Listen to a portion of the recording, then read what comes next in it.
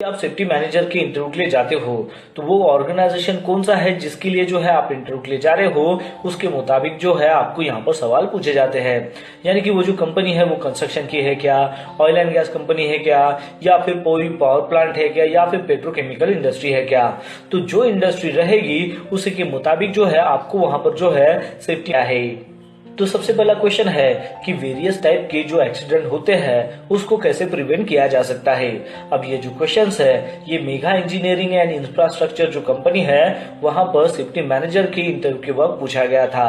तो इसके आंसर में आप बता सकते हो कि एक्सीडेंट को प्रिवेंट करने के लिए जो है कई सारी रिक्वायरमेंट्स जो है वो होनी चाहिए, जैसे कि अलग तरह की जो ट्रेनिंग्स है उसका कॉम्बिनेशन जो है वो आपने देना चाहिए, सेफ्टी प्रोटोकॉल्स को फॉलो करना चाहिए, हजार्ड आइडेंटिफिकेशन जो है वो करना चाहिए। अब इसमें जैसे कि जो भी सेफ्टी प्रोटोकॉल्स या फिर प्रोसीजर्स है उसको इंप्लीमेंट करना है, डेवलप करना है। रेगुलर बेसिस के ऊपर एम्प्लॉयज को ट्रेनिंग यहाँ पर प्रोवाइड करनी है। हजार्ड असेसमेंट को रेगुलर बेसिस के ऊपर कंडक्ट करना है और जो भी कंट्रोल्स वहां पर रहेंगे उसको इंप्लीमेंट करना है। कंटिन्यूअस इंप्रूवमेंट के लिए जो भी नियर मिस केसेस या फिर इंसिडेंट होते हैं इसकी रिपोर्टिंग को जो है यहाँ पर इंकरेज करना होगा। साइट पर जो भी इक्विपमेंट या फिर मशीनरी होंगे उसको प्रॉपरली मेंटेन करना होगा। तो इस चीज को भी जो है आपको इंश्योर करना होगा। सेफ्टी कल्चर को प्रमोट करना होगा और उसकी अकाउंटेबिलिटी करनी होगी। और जहां पर जरूरत हो वहां पर पर्सनल प्रोटेक्टिव इक्विपमेंट का जो है इस्तेमाल करना है वो प्रोवाइड भी करने हैं। तो ये जो पॉइंट्स है ये आप जो है इसके आंसर में बता सकते हो।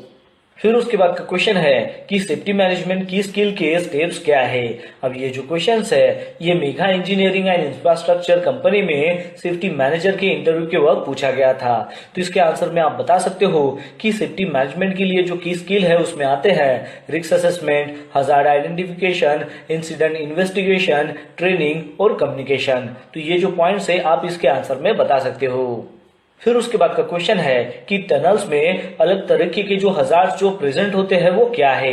तो ये जो क्वेश्चंस है ये Megha engineering and infrastructure company में सेफ्टी मैनेजर को इंटरव्यू के वक्त पूछा गया था। तो इसके आंसर में आप बता सकते हो कि टनल्स में जो है कई तरीके के जो है हजार्ड हमें देखने को मिलते हैं, जैसे कि poor air quality, fire, flooding and collapse. तो पुअर जो एयर क्वालिटी है ये फ्यूम्स को एग्जॉस्ट या फिर डस्ट को या फिर लैक ऑफ वेंटिलेशन की वजह से जो है होता है। फायर हजार्ड की अगर बात करें तो इलेक्ट्रिकल इक्विपमेंट की वजह से, फ्लैमेबल मटेरियल या फिर स्मोकिंग की वजह से फायर हजार्ड होता है। फ्लूडिंग की अगर बात करें तो वाटर लीक या फिर नेचुरल डिजास्टर की वजह से जो है फ्लूडिंग हो सकता है।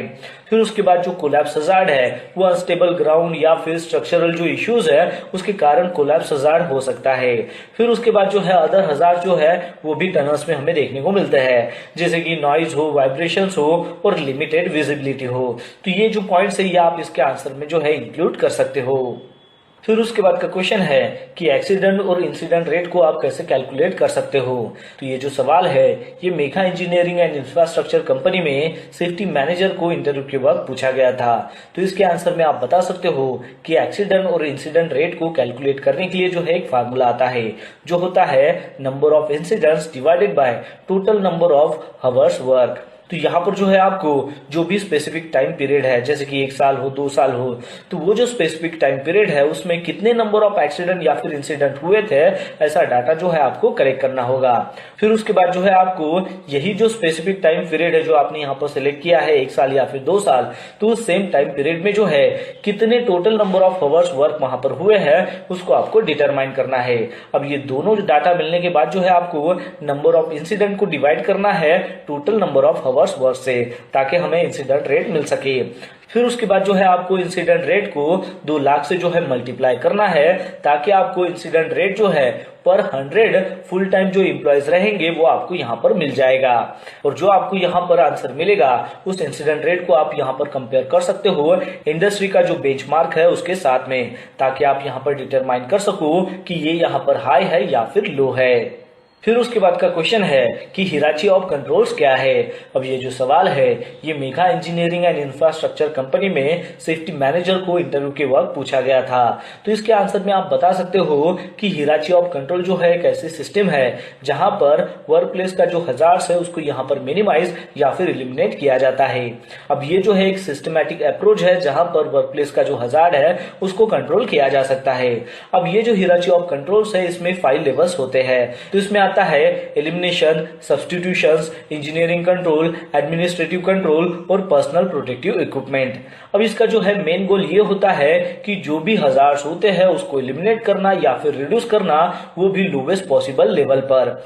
एग्जाम्पल की अगर बात करें तो वर्क प्लेस से जो भी हजार्डस केमिकल्स है उसको एलिमिनेट करना, तो ये जो है ये मोस्ट इफेक्टिव कंट्रोल है। जबकि अगर हम इसको हैंडल करने के लिए पर्सनल प्रोटेक्टिव इक्विपमेंट का अगर इस्तेमाल करते हैं या फिर वो प्रोवाइड करते हैं तो ये जो है ये एटलीस्ट इफेक्टिव कंट्रोल है। तो ये जो पॉइंट्स है ये आप इसके आंसर में बता सकते हो। फिर उसके बाद का क्वेश्चन है कि कौन से ऐसे लीगल टाइप के जो है डॉक्यूमेंट्स होते हैं जिसको जो है आपको प्रिपेयर करना होता है।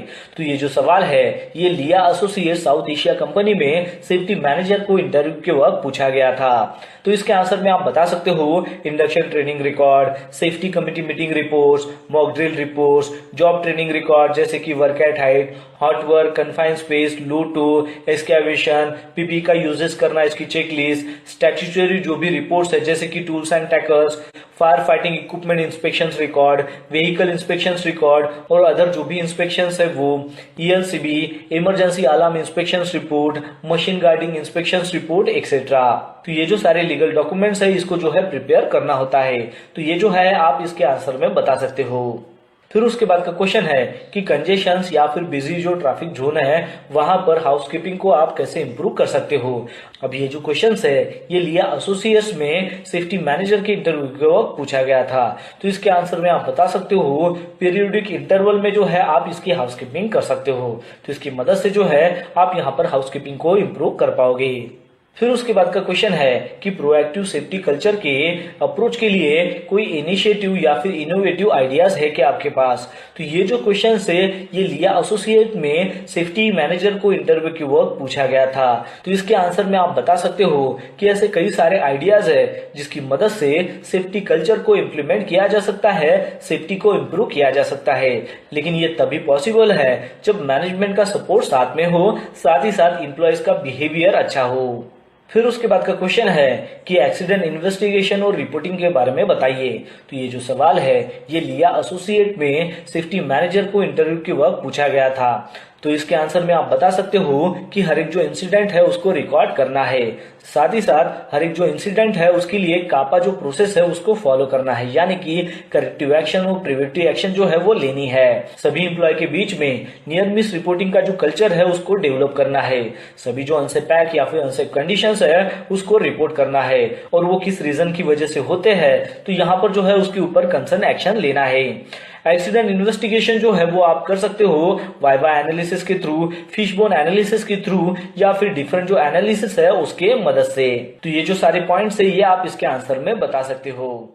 फिर उसके बाद का क्वेश्चन है कि फैक्टर ऑफ सेफ्टी क्या है। अब ये जो सवाल है ये लिया एसोसिएट में सेफ्टी मैनेजर के इंटरव्यू के वक्त पूछा गया था। तो इसके आंसर में आप बता सकते हो कि फैक्टर ऑफ सेफ्टी जो है एक रेशियो होता है जहां पर मटेरियल का मैक्सिमम स्ट्रेस क्या है जो वहां पर विस्टैंड रह सके, जो उसके एक्चुअल स्ट्रेस के मुकाबले होता है। अब फैक्टर ऑफ सेफ्टी का जो है इस्तेमाल जो है वो स्ट्रक्चर या फिर जो कंपोनेंट है वो कितना लोड जो है यहाँ पर विस्टैंड कर सकता है विदाउट फेलर, उसको इंश्योर करने के लिए किया जाता है। अब इसको जो है कैलकुलेट किया जाता है मटेरियल की जो अल्टीमेट स्ट्रेंथ होती है उससे मैक्सिमम स्ट्रेस क्या है जो एक्सपेक्टेड किया जाता है उसके मुकाबले। अब फैक्टर ऑफ सेफ्टी अगर 2 आता है तो इसका मतलब यह है कि स्ट्रक्चर जो है यहाँ पर विस्टैंड रह सकता है 2 बार, वो भी मैक्सिमम जो एक्सपेक्टेड स्ट्रेस है उसके मुकाबले। अब फैक्टर ऑफ सेफ्टी जो है वो वैरी करती है और डिपेंड होती है कि उसके एप्लीकेशंस के ऊपर। अब यहाँ पर जो है क्रिटिकल कंपोनेंट्स के लिए जो है इसकी हायर वैल्यू की जो है जरूरत होती है, जैसे कि एयरक्राफ्ट के पार्ट्स हो गए। अब फैक्टर ऑफ सेफ्टी को जो है यहाँ पर रिस्क असेसमेंट में भी जो है इस्तेमाल किया जाता है ताकि इसका जो है फेल होने का जो है कितना चांस है, कितना लाइक्लीहुड है उसको डिटरमाइन किया जा सके। साथ ही साथ इसके क्या कॉन्सिक्वेंसेज जो है वो फेल हो सकते हैं वो भी यहाँ पर डिटरमाइन किया जा सके। तो ये जो पॉइंट्स है ये आप इसके आंसर में बता सकते हो। फिर उसके बाद का क्वेश्चन है कि ईआरटी का फंक्शन क्या है। अब ये भी जो क्वेश्चंस है ये लिया एसोसिएट्स में जो है सेफ्टी मैनेजर को इंटरव्यू के वक्त पूछा गया था। तो इसके आंसर में आप बता सकते हो कि ईआरटी का मतलब होता है इमरजेंसी रिस्पांस टीम और इसका फंक्शन ये होता है कि इमरजेंसीज को रिस्पॉन्ड करना, साथ ही साथ इमीडिएट असिस्टेंस को जो है इमरजेंसी में यहाँ पर प्रोवाइड करना। अब ERT जो है वो रिस्पॉन्सिबल होता है इमरजेंसीज को रिस्पॉन्ड करने के लिए, जैसे कि फायर की इमरजेंसी हो गया, नेचुरल डिजास्टर हो गया या फिर मेडिकल इमरजेंसी हो गया। इसके साथ साथ ERT जो है वो प्रोवाइड करता है इमीडिएट असिस्टेंस, वो भी जो भी इमरजेंसी से अफेक्टेड हुए हैं उनको। अब ERT जो मेंबर्स होते हैं वो ट्रेन होते हैं फर्स्ट एड में, CPR में और अदर जो इमरजेंसी रिस्पॉन्स टेक्निक्स होती है उसमें भी। इसके साथ साथ ERT जो टीम है वो रिस्पॉन्सिबल होती है अफेक्टेड एरिया से जो भी लोग अफेक्टेड हुए हैं उसको इवैक्यूएट करने के लिए। फिर उसके बाद है कि ERT जो है वो काफी क्लोजली जो है अदर इमरजेंसी जो सर्विसेज है उसके साथ में भी जो है काम करता है, जैसे कि पुलिस हो या फिर फायर डिपार्टमेंट हो। तो ये जो सारे पॉइंट्स है ये आप इसके आंसर में बता सकते हो। फिर उसके बाद का क्वेश्चन है कि मोबाइल क्रेन के ऊपर कितना जो लोड है वो हम पुट कर सकते हैं। अब ये जो सवाल है ये वाटिका ग्रुप में सेफ्टी मैनेजर को इंटरव्यू के वक्त पूछा गया था। तो इसके आंसर में आप बता सकते हो कि मोबाइल क्रेन की जो लोड कैपेसिटी होती है वो डिपेंड होती है कई सारे फैक्टर्स के ऊपर, जैसे कि क्रेन का स्पेसिफिकेशंस क्या है, बूम लेंथ क्या है, लोड रेडियस क्या है। अब मोबाइल क्रेन की जो लोड कैपेसिटी है वो खास तौर से जो है मैन्युफैक्चरर के द्वारा जो है स्पेसिफाई की जाती है, जिसको आप जो है क्रेन के डॉक्यूमेंटेशन में जो है वो देख सकते हो। अब लोड कैपेसिटी को अफेक्ट करने वाले कुछ जो फैक्टर्स है, जैसे कि क्रेन का बूम लेंथ हो गया, लोड रेडियस हो गया और एंगल हो गया, जहां पर जो है लोड को लिफ्ट किया जाता है। अब लोड की जो कैपेसिटी है वो कभी भी जो है हमें उससे जो है ज्यादा नहीं करनी है, ताकि हम यहाँ पर सेफ ऑपरेशंस और एक्सीडेंट को जो है यहाँ पर प्रिवेंट कर सके, उस चीज को हम यहाँ पर इंश्योर कर सके। अब लोड के वेट को और डायमेंशन को कंसिडर करना ये काफी यहाँ पर इंपॉर्टेंट हो जाता है।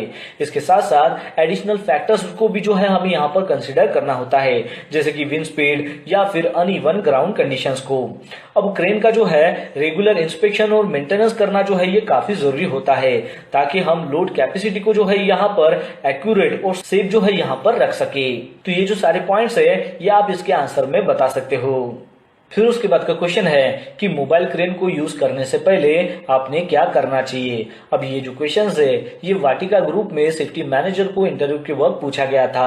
तो इसके आंसर में आप बता सकते हो कि मोबाइल क्रेन को इस्तेमाल करने से पहले जो है आपको प्री ऑपरेशनल जो इंस्पेक्शन है उसको परफॉर्म करना है, ये काफी इंपॉर्टेंट होता है। साथ ही साथ उसका प्रॉपर सेटअप क्या है उस चीज को भी जो है आपको इंश्योर करना है। अब यहाँ पर जो है प्री ऑपरेशनल जो इंस्पेक्शन है उसको आपको परफॉर्म करना है, ताकि आप ये चेक कर सको कि उसमें जो है कोई डैमेज या फिर माल फंक्शन तो नहीं है। इसके साथ साथ जो क्रेन है उसका सेटअप जो है वो स्टेबल और लेवल ग्राउंड के ऊपर है क्या, उस चीज को भी जो है आपको यहाँ पर इंश्योर करना है। फिर उसके बाद है कि सभी जो सेफ्टी डिवाइसेस है और उसके जो कंट्रोल्स है ये यहाँ पर वर्किंग कंडीशंस में है क्या, उस चीज को आपको वेरीफाई करना है। फिर उसके बाद है कि लोड कैपेसिटी को जो है आपको यहाँ पर चेक करना है, ताकि आप जो है ये इंश्योर कर सको कि क्रेन की जो लिमिट है वो उसके अंदर ही है। फिर उसके बाद का पॉइंट है कि लिफ्टिंग गियर और जो भी अटैचमेंट्स है उसको इंस्पेक्ट करना है, ताकि उसमें कोई भी डिफेक्ट या फिर वेयर है क्या वो हम चेक कर सके। फिर उसके बाद का पॉइंट है कि साइट कंडीशंस को हमें यहाँ पर रिव्यू करना है, ताकि हम ये आइडेंटिफाई कर सके कि वहां पर कोई पोटेंशियल हजार्ड्स या फिर ऑब्स्टेकल तो नहीं है। फिर उसके बाद का पॉइंट है कि ऑपरेटर यहाँ पर ट्रेन है क्या, वो कॉम्पिटेंट है क्या क्रेन को ऑपरेट करने के लिए, उस चीज को भी जो है हमें यहाँ पर इंश्योर करना होता है। फिर उसके बाद का पॉइंट है कि जो क्रेन ऑपरेटर होता है उसके साथ में जो है क्लियर सिग्नल जो है हमें एस्टैब्लिश करना है। साथ ही साथ कम्युनिकेशन जो है उसके साथ में वो भी अच्छा होना चाहिए। तो इस चीज को जो है हमें किसी भी लिफ्टिंग ऑपरेशंस को स्टार्ट करने से पहले जो है चेक करना है। तो ये जो सारे पॉइंट्स है ये आप इसके आंसर में बता सकते हो। फिर उसके बाद का क्वेश्चन है कि साइंस का जो है यहाँ पर यूज क्या है। अब ये जो क्वेश्चन है ये वाटिका ग्रुप में सेफ्टी मैनेजर के इंटरव्यू के वक्त जो है वो पूछा गया था। तो इसके आंसर में आप बता सकते हो कि सेफ्टी साइन का जो इस्तेमाल है वो इंपॉर्टेंट इन्फॉर्मेशन को कन्वे करने के लिए किया जाता है, साथ ही साथ वार्निंग को प्रोवाइड करने के लिए किया जाता है और लोगों को गाइड करने के लिए भी जो है वो किया जाता है। अब सेफ्टी साइन की मदद से जो है हम इंपॉर्टेंट इन्फॉर्मेशन को यहाँ पर जो है कम्युनिकेट कर सकते हैं और लोगों को